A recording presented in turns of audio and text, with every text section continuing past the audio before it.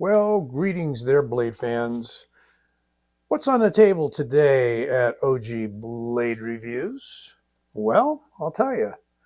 Something that I got a hold of from DC Blades a while ago, and this was before this knife went into production, which it recently just did from Shieldon. So I thank Justin out there at DC Blades and Old Squirrel Knives. Both of those guys, Chris from Old Squirrel Knives, I believe is his name. Both own and operate DC Blades, and they've got a lot of designs out with Shieldon, including this one, which I'll bring back in a little bit. This is the scythe, the original scythe from Shieldon, designed by DC Blades, and it is the small version. We'll show you a little bit more in a minute for a compare. A scythe or hook style blade. And there is now an XL in titanium that's very cool as well. And the original scythe had come out in numerous handle colors and blade finishes, I believe. But I've got only a couple of these puppies. One was my purchase, one was kind of an exchange, a trade, if you will. But let me get into what's in the pouch here. And I don't have the box, but Shieldon still packages all their knives in these heavyweight Cordura pouches. So if you should want to put it on your belt rather than your pocket, you can do exactly that. What is this with the Ultim handles and blackened blade and front flipper only? It is the Rev. And Rev stands for a reverse or reverse edge. Now, I think there was a company out there a number of years ago called Reverse Edge that was building a lot of fixed blades with pretty much this and other designs. So I like the looks of this knife. I like the stone sort of scalloped pattern on here. So this has come out now and is available on Amazon. I cannot attest to the availability. I think I looked the other day and you can still pick them up from Amazon. If you get them from Amazon, they come to you directly from Shieldon, is my understanding, and it may take a few weeks to get them. So this was a prototype. And this does not have the thumb stud. That's the only thing that's missing as far as I can tell between this and the one currently available. So you get what looks to be a removable thumb stud on that. I believe I'm 90% correct on that. Here is the logo for DC Blades. Pretty sure that is. Yeah, there it is. And it is from 154 cm. And we'll see if that is anywhere on the blade here. I'm sure it's on the current models, but may not have been put on this one. But all of these knives designed by DC Blade and produced by Shieldon are in 154 cm. I'm 95% sure of that. You see, giving you percentages today. It is almost a neutral handle, except we've got a large swale in the top of the handle here, almost cut myself, which is designed for holding it so the fingers kind of come in a little on the handle and you cap it here for Pikal style use. So thrust and pull, ripping sort of in action. But the cool thing about this knife is that should you not want to use the knife that way all the time or at all, it's perfectly usable like a Wharncliffe this way. A long, pointy Wharncliffe with good thickness out to the point. I like the balance of sharpness and the flat grind and the pointiness here without being too frail. And 154, when it's done properly, is a very good knife steel. It was a custom knife steel by custom knife makers back in at least the 90s, if not a little before that. I think maybe even the 80s with Benchmade and some other companies. So this is the Rev. There's your Shieldon logo. Plain pivot on the other side, T8. And these appear to be body screws of also T8. And that wouldn't surprise me, given that this was designed by two knife designing experts out at DC Blades. The clip is nicely transferable by removing that star screw there and just switching the clip over to the other side, using this one to go back and stay in place. A little bit of wear there on the clip. This may have seen some use before it came to me. As it is a prototype, it might have been passed around and whatnot.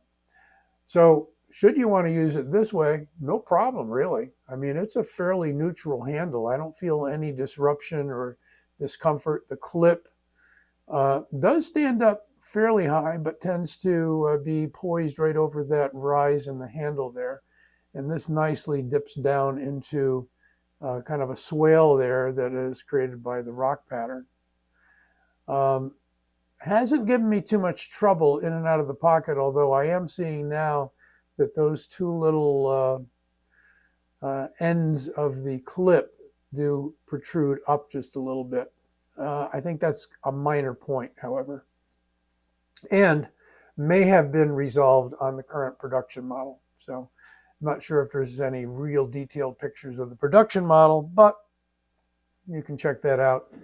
Or I'm sure you can get a hold of Justin at either Tier 1 Blade Reviews or DC Blades. And I'll see if you can get links to all of that in the description. We're going to take a look at the dimensions. 7.5 inches overall. A bit over 3 1/4, call it 3.3 inch blade with a cutting edge of like 3.15. And if I can get my calipers out, set to inches. So let's measure the widest part of the handle. That's where it rises up, 0.68 inches. And in here, 0.52 or 3. So you're never going to get an exact standard dimension when you have a handle that's been sculpted like that. And millimeters on the blade stock, 3.8, fairly thick, almost a 4 millimeter blade stock, 0.15. And the weight. All right. We've got a nice and light 3.11 ounces. Nice and light. So you got an ounce per inch going on here, guys. Very, very nice.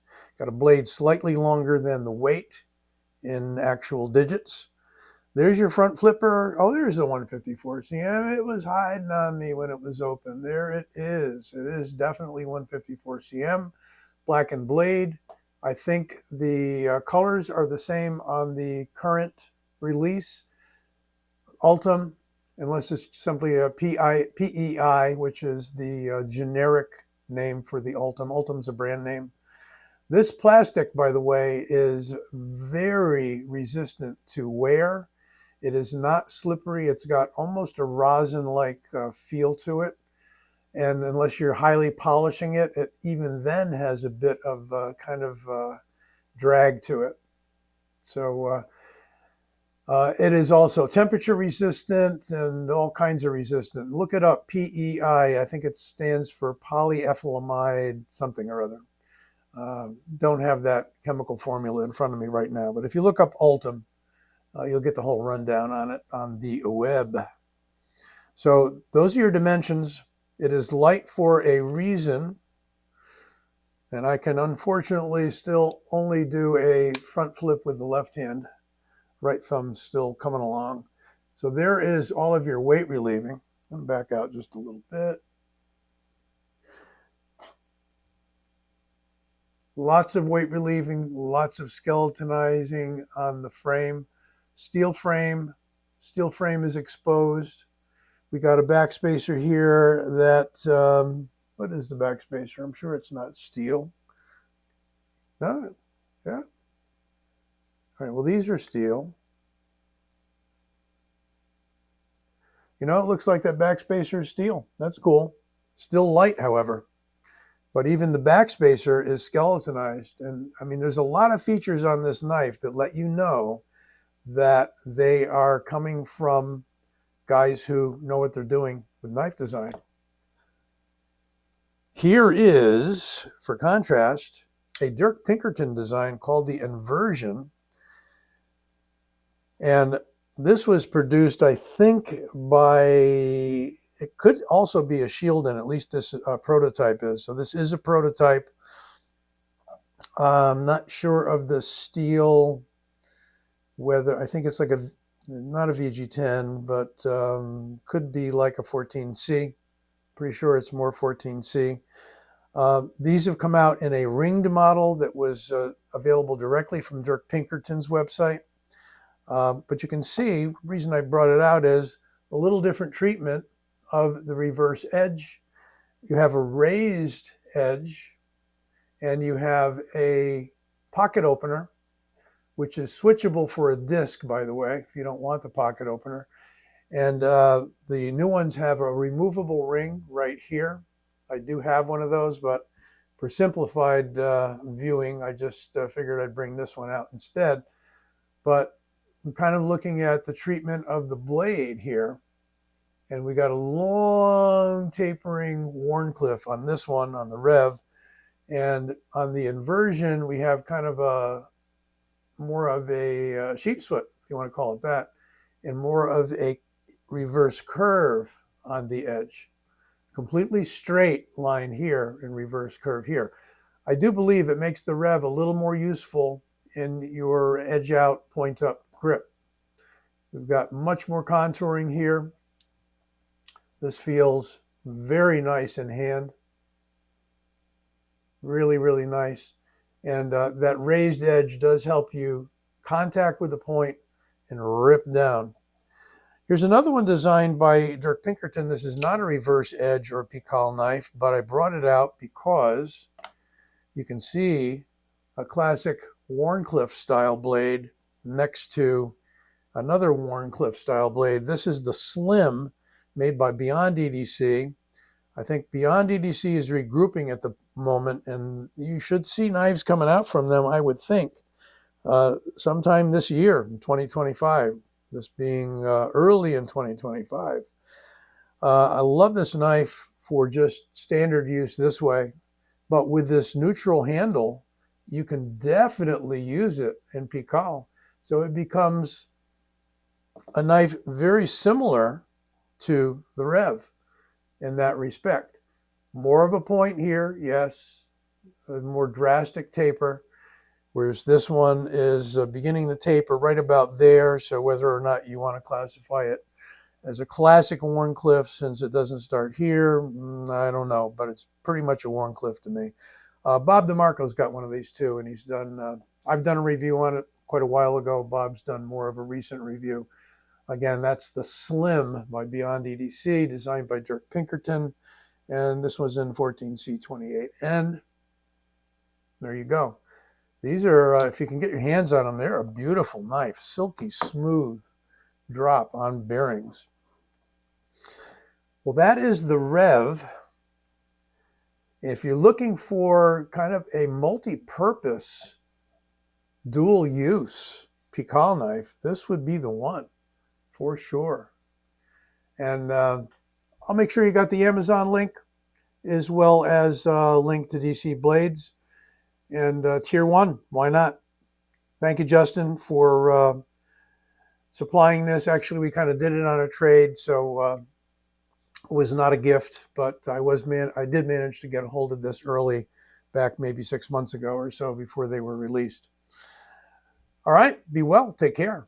Don't forget to give this vid a like and subscribe by clicking my logo right there, right now. Be well.